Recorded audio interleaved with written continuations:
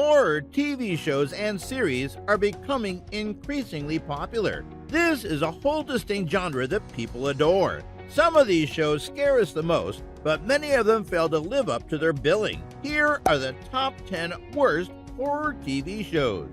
But before we get started, be sure to subscribe to our channel and ring the bell to get notified about our latest videos. Number 10. Haunted.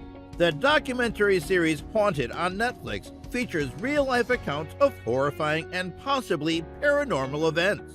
Then, employing costume actors and special effects, the events described are acted out again. The show has drawn a lot of suspicion from viewers about whether the stories are factual or not, as is typical with similar series. Media outlets like Mashable conducted their investigations into these claims in response to the internet backlash against Haunted, but they were unable to find any evidence to support them.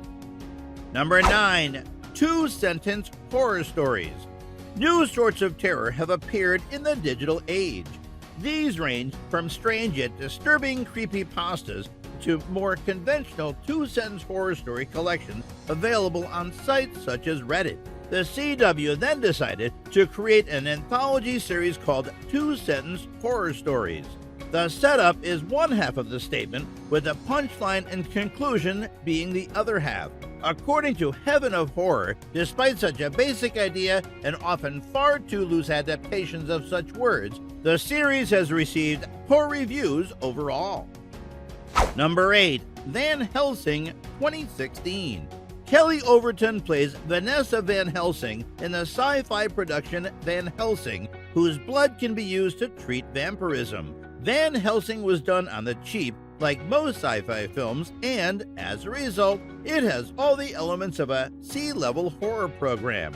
These include clunky conversations, fake-looking cosmetics, wooden acting, poor scenery, and poor visual effects. However, Van Helsing is highly graphic, so if that's your thing, you'll love it. However, you might also have just as much fun by watching YouTube compilations of violent movies, most likely even more. Number 7. The Mist 2017. When it comes to writing frightening novels, Stephen King has established himself as a true specialist. Some of his stories have been adapted for cinema and television, but not all of them has been well received. One such case is a 2017 television adaptation of The Mist, which debuted on Spike before being available on Netflix. The Mist was canceled after one season and told the tale of a family that splits up while their town is enveloped in an odd mist. Increasingly poor viewership numbers and the Spike Network's rebranding were two main causes of this. Number 6. The Vampire Diaries 2009-17.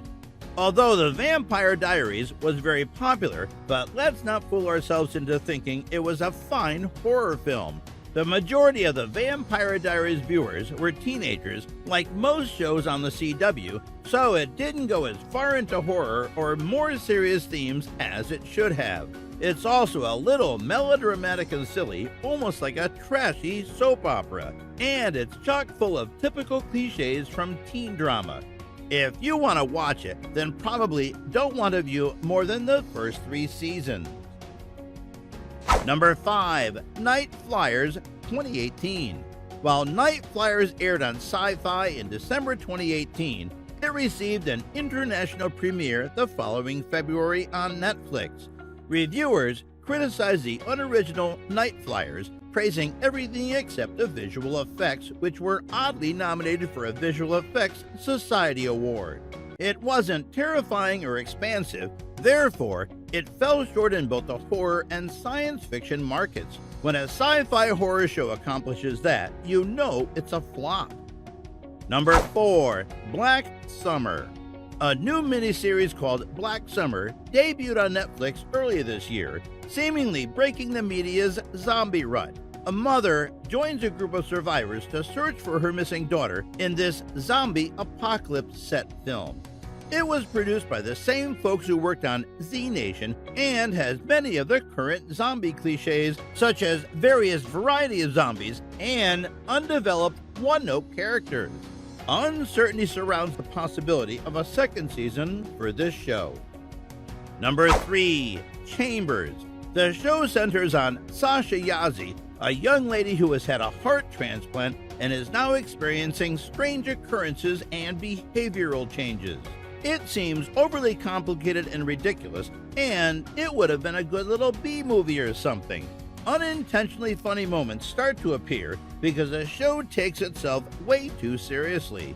Uma Thurman is in it, and we all know how good she is. However, that's about all. The remainder is a slow-moving, awkwardly timed, and overstuffed mess, which is nothing new for a Netflix original. Number 2. Jinn 2019. Jordanian TV show Jinn made its Netflix debut in June 2019. It focused on a gang of young people who chased jinn to stop them from destroying the earth. Many Jordanians were thrilled to be the focus of a global Netflix production, but they were dissatisfied with the outcome. The performance was appalling, and the writing, especially the translation work, was dreadful and artificial. In essence, Jinn was a shoddy farce that did no justice to the superior entertainment and talent that Jordan possessed. Number 1. Don't Watch This. The Netflix series Don't Watch This doesn't seem to live up to its title, which is designed to have a negative psychological impact on the spectator. Each episode essentially consists of a 10-minute or less short horror movie. Given that movies like Lights Out are based on short films, there is nothing wrong with short horror films on their own. However, despite their efforts, short films frequently go for weirdness over true terror. So guys, that was it for this video. What did you think about our video? Let us know in the comments section below.